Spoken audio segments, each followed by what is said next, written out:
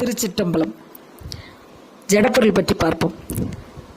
ஜடப்பொருள் என்றாலே உயிரற்றவை என்று நாம் அனைவருக்குமே தெரியும். சைவ சித்தாந்தத்தில் ஜடப்பொருள் ஆணவம், கண்மம், மாயை இவற்றை ஜடப்பொருள் என்று சொல்கிறார்கள்.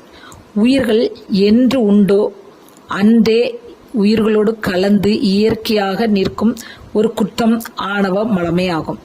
உயிர்கள் அடையும் ஒவ்வொரு பெருங்கேட்டிற்கும் துணை நிற்பது இந்த மூலமலமாகிய ஆணவ மலமே ஆகும்.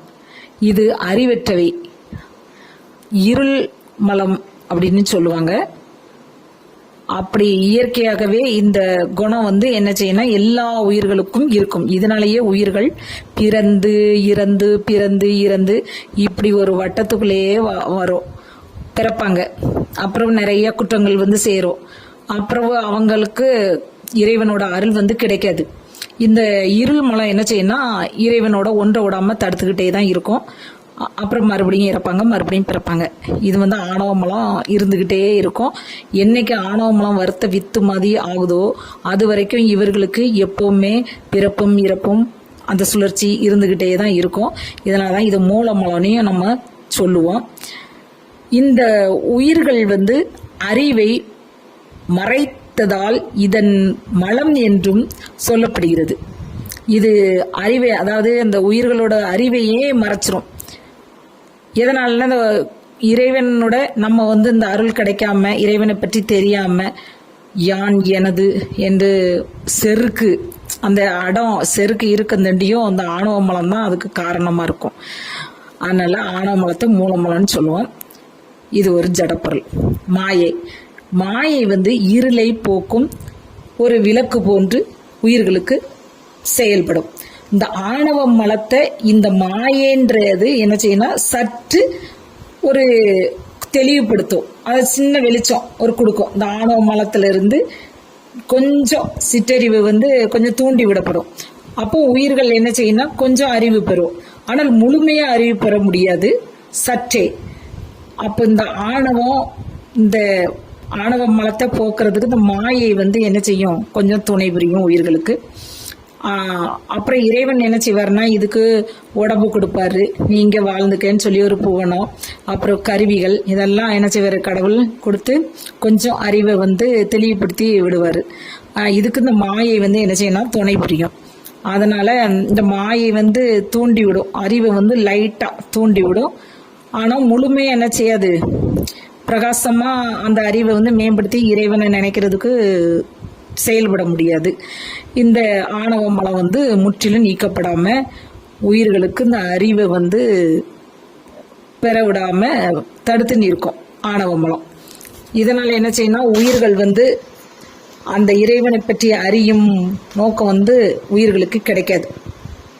புறநோக்கு உடையதாகவே தான் அது என்ன செய்யும் இருக்கும். அகநோக்கு என்னைக்கு வருதோ அன்னைக்குதான் நம்ம என்ன செய்ய முடியும்னா இறைவனை தேடி இறைவனையே நினைச்சு இறைவனோட திருவருள் கிடைக்கிறதுக்கு வாய்ப்பு இருக்கும்.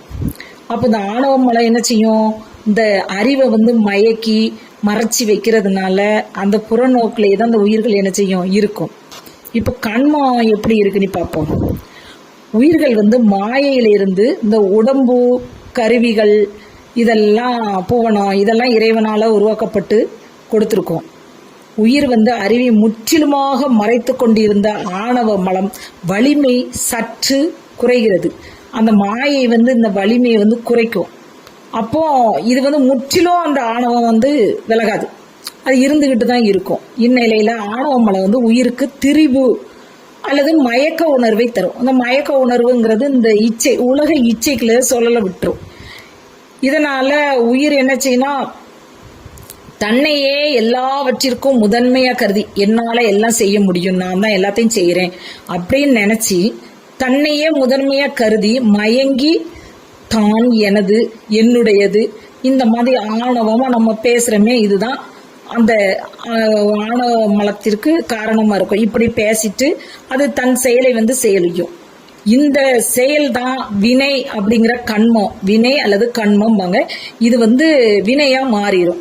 இப்படி நான் தான் எல்லாத்தையும் செய்யறேன், நான் தான் முன்னணியில இருப்பேன், நான் தான் எல்லாம் செய்யறேன், என்னாலதான் முடியுது அப்படின்னு நினைச்சிட்டு இறைவனை சிந்திக்கவே செய்யாம தான் எனது இப்படியே சொல்லி என்ன செய்யும், பல வினைகள் கெட்டது செஞ்சிரும். நிறைய விஷயங்களுக்கு மூலம் வந்து நான் தான் செய்வேன் அப்படின்னு சொல்லிட்டு எல்லா விஷயத்துக்கும் முன்னணியிலன்னு நல்லது செஞ்சா தெரியாது, ஆனா கெடுதல் செஞ்சுட்டுன்னா அது வினையா மாறிடும். இந்த வினை தான் கண்மன்னு சொல்லுவோம். இது இந்த வினை ஏற்பட ஏற்பட என்ன செய்யும், இப்போ பொருள் சேர்க்கிறோம்னா கொஞ்சம் தான் நம்ம கிட்ட பொருள் இருக்குன்னா நம்ம அதிகமா பொருள் சேர்க்கறதுக்கு நான் ஆசைப்பட்டு வேற வேற பொருளை சேர்த்து நிறைய வச்சிருப்போமா பொருட்களை. இதே மாதிரிதான் இந்த கண்மன்றது இந்த ஆணவ செருக்கு இருக்கும்போது அந்த வினை ஏற்படுத்தி வினைகளை வந்து நிறைய சேர்த்துக்கணும். நிறைய சேர்த்துக்கிட்டு இருக்கிறதுனால இதுக்கு வந்து வினைகள் மேலும் மேலும் அதிகமாகி திருப்பி திருப்பி நம்ம என்னச்சுன்னா அந்த கட்டுக்குள்ள இருந்து இறைவனை நினைக்காம நம்ம மறுபடியும் பிறப்போம் இருப்போம், சொல்லண்டுகிட்டே தான் இருப்போம். இது வந்து இந்த ஜடப்பொருளாகிய இந்த ஆணவ கண்ம மாயைக்கு நம்ம இந்த கட்டுக்குள்ளே இருப்போம்.